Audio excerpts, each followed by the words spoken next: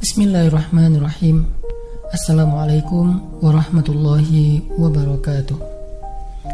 Allah subhanahu wa ta'ala berfirman, A'udzu billahi minasyaitonir rajim.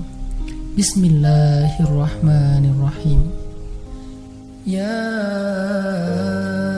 ayyuhalladzina amanu ista'inu bis-sabri was-salah. Innallaha ma'as-sabirin. Innallaha ma'as-sabirin. Wahai orang-orang yang beriman, mintalah pertolongan dengan sabar dan sholat.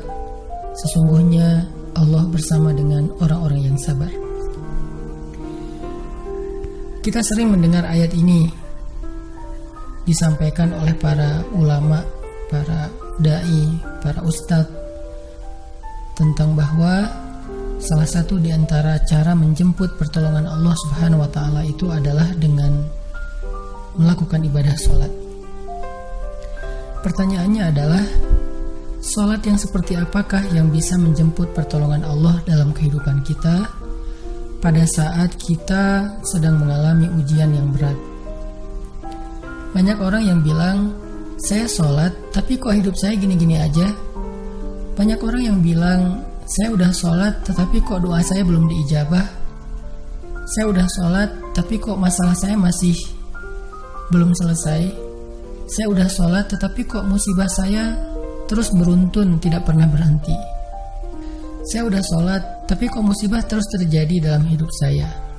Sehingga teman-teman yang dirahmati Allah, kita perlu belajar sholat yang seperti apa yang bisa menjemput pertolongan Allah Subhanahu wa ta'ala secara ajaib. Mari kita renungkan sebuah kisah yang pernah disampaikan oleh sahabat Anas bin Malik radhiyallahu anhu, bahwa dahulu di masa Nabi ada seorang laki-laki di kota Madinah yang melakukan perjalanan antara Syam ke Madinah untuk berdagang. Di tengah perjalanan, laki-laki ini dirampok oleh para perampok. Dia diberhentikan oleh seorang laki-laki, kemudian hartanya diambil, lalu setelahnya laki-laki itu menghunuskan pedang kepada orang ini. Pedagang ini mengatakan, wahai fulan, jika engkau menginginkan hartaku, ambillah, tapi biarkanlah aku melanjutkan perjalanan. Perampok itu mengatakan, adapun harta itu sudah menjadi milikku. Sekarang aku menginginkanmu, aku ingin membunuhmu. Merasa tidak punya pilihan, akhirnya pedagang ini mengatakan, wahai fulan, jika engkau ingin menyakitiku, membunuhku, maka lakukanlah. Tetapi sebelumnya, berilah aku kesempatan untuk melaksanakan sholat 2 rakaat. Lalu perampok ini mengatakan, ya sudah, kalau begitu, sholatlah, aku akan berikan engkau waktu sebentar.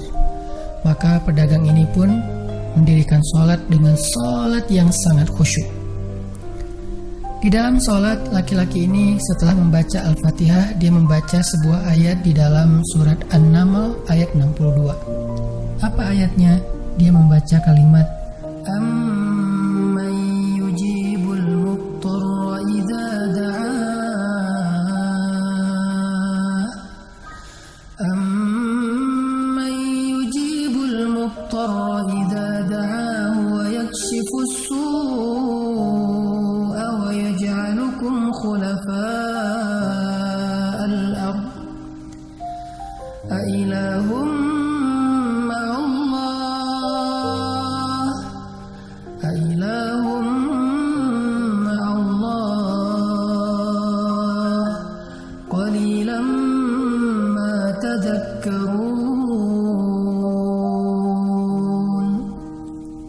Bukankah dialah Allah yang memperkenankan doa orang yang dalam kesulitan apabila dia berdoa kepadanya, dan menghilangkan kesusahan dan menjadikan kalian sebagai khalifah di muka bumi? Apakah di samping Allah ada Tuhan lain yang patut disembah atau dimintai pertolongan? Sedikit sekali dari nikmat Allah yang kalian ingat. Shadaqallahul azim. Teman-teman yang dirahmati Allah Subhanahu wa taala, inilah ayat yang dibaca oleh pedagang tadi ketika dia sholat 2 rakaat. Dia membaca kalimat ini dengan penuh penghayatan dan perenungan. Dia mentadabburi ayat ini. Amman yujibul muttarra idza da'ah wa yakshifus su'. Bukankah dialah Allah yang memperkenankan doa orang-orang yang dalam kesulitan dan menghilangkan kesusahan? Dia menghayati ayat ini. Dia mentadabburi ayat ini.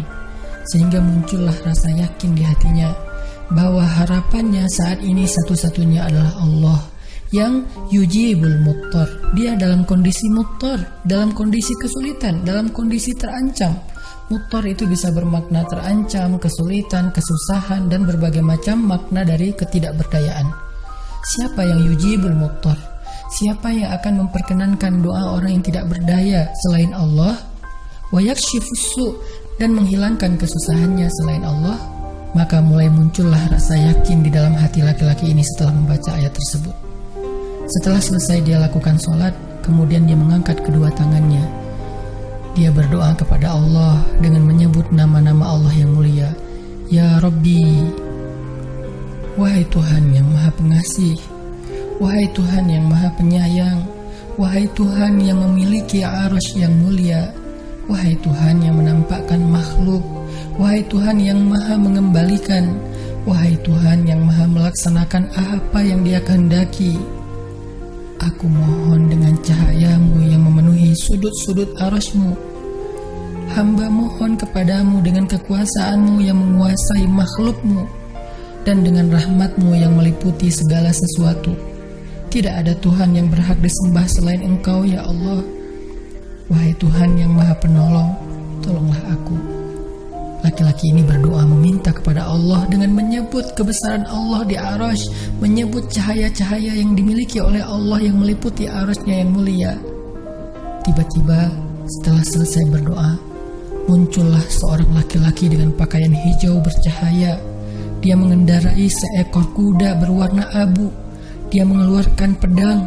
Lalu perampok tadi mencoba untuk menyerang laki-laki berkuda itu. Tetapi laki-laki berkuda itu menendang dengan kudanya sehingga perampok ini terhempas, terjatuh.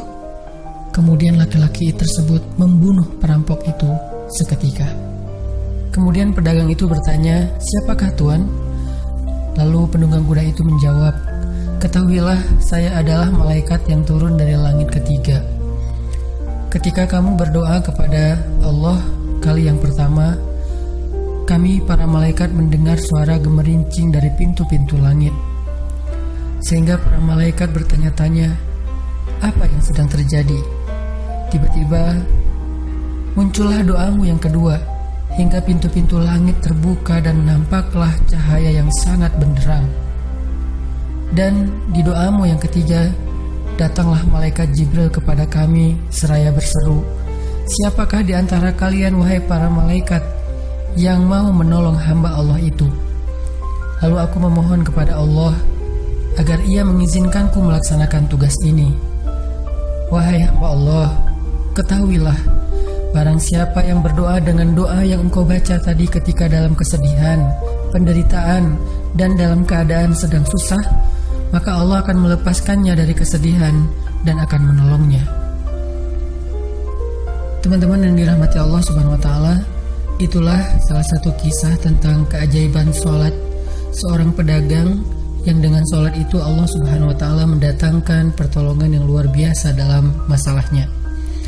Pertanyaannya adalah, apa rahasia sholat pedagang itu sehingga Allah mendatangkan malaikat khusus yang menunggang kuda berwarna abu, lalu malaikat ini membunuh perampok yang ingin mencelakai pedagang itu? Salah satu rahasia dari sholat pedagang itu, kata para ulama, adalah dia melakukan ibadah sholat dengan ihsan. Seperti yang dikatakan Nabi tentang bab ihsan, anta'budallah ka'annaka tarah fa'in lam takun tarah fa'innahu yarak.